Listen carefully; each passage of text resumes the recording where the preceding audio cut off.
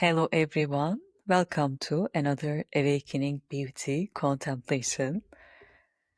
As always, I would like to invite you to grab one of your favorite drinks, tea or coffee or a glass of water and join me in this contemplation about the power of not choosing.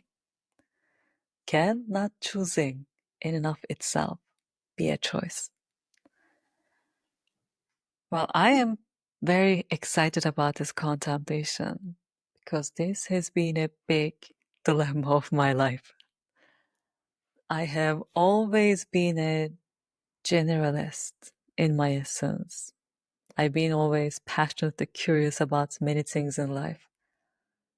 But through the education system, through the structures in the society, through the world we live in, I was always forced to make a decision between A or B.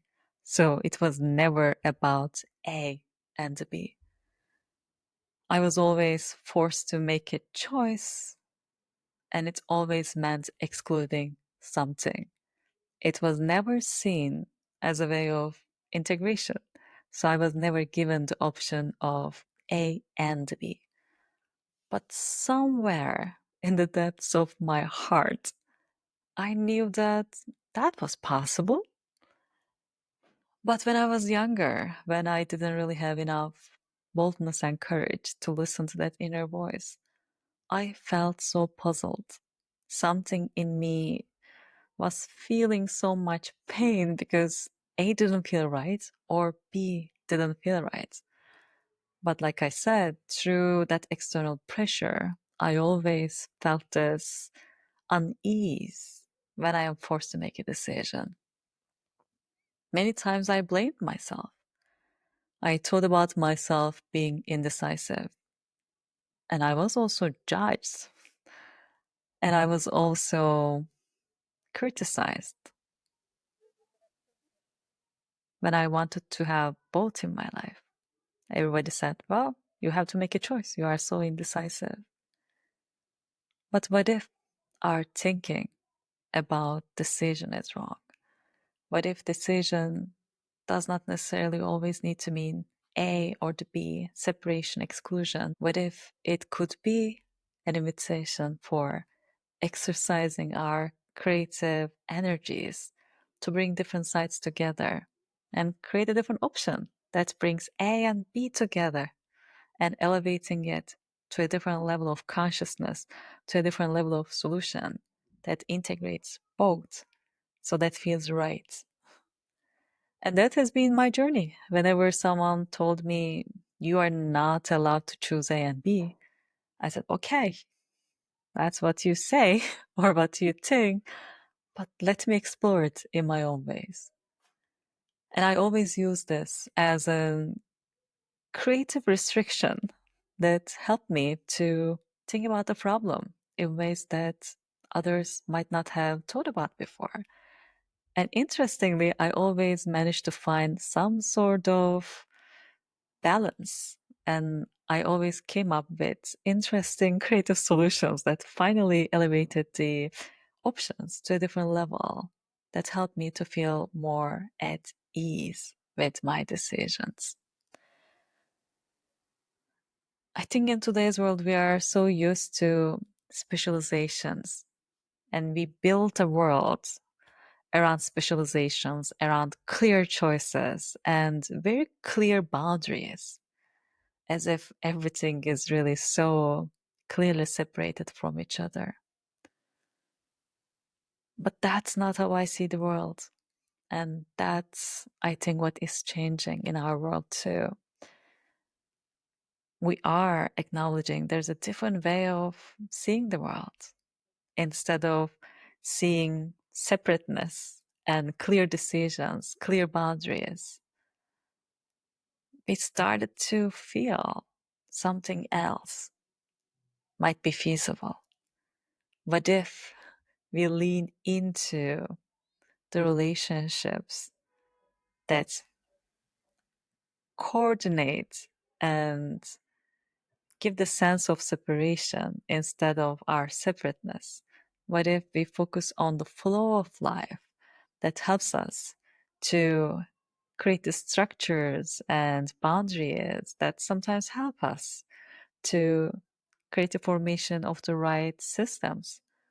But seeing the world this way as a flow, as a dynamic form of relationships in which sometimes we have boundaries or different forms, is a totally different way of perceiving the world than specializations, boundaries, and clear choices without any integration opportunities.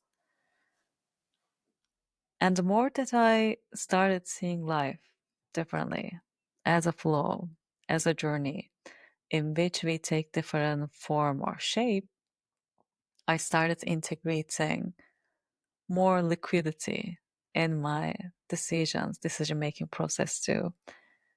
And even if I am still judged in terms of my indecisiveness, I take it as a blessing for exercising my creative powers to create new models, to create new options, opportunities, to create a new lifestyle that might be opening new insights for others as well. So maybe if something is not presented as an option, maybe this is an invitation for you to create that option for yourself.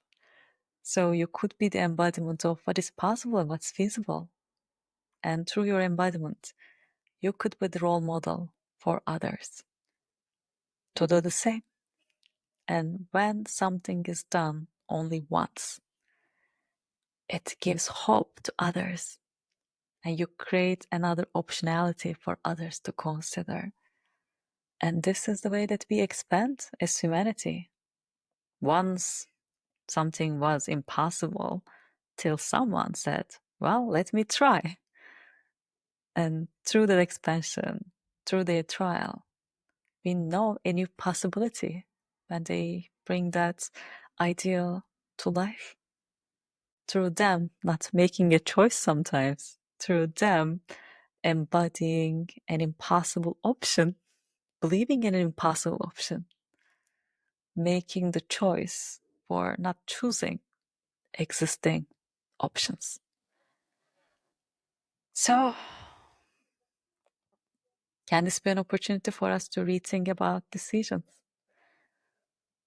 Can decisions be invitations for us to exercise our creative powers if we feel like the existing options are not aligned with who we are or who we would like to be?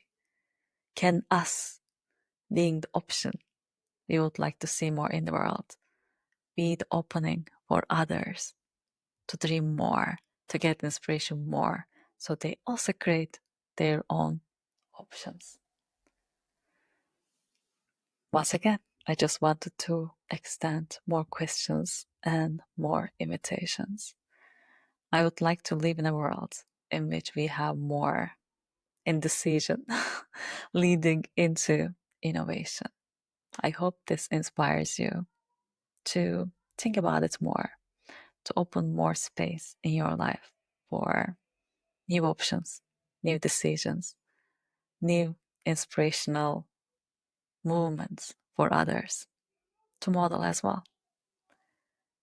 As always, thank you for being a part of this journey. Thank you, awakening beauty with me.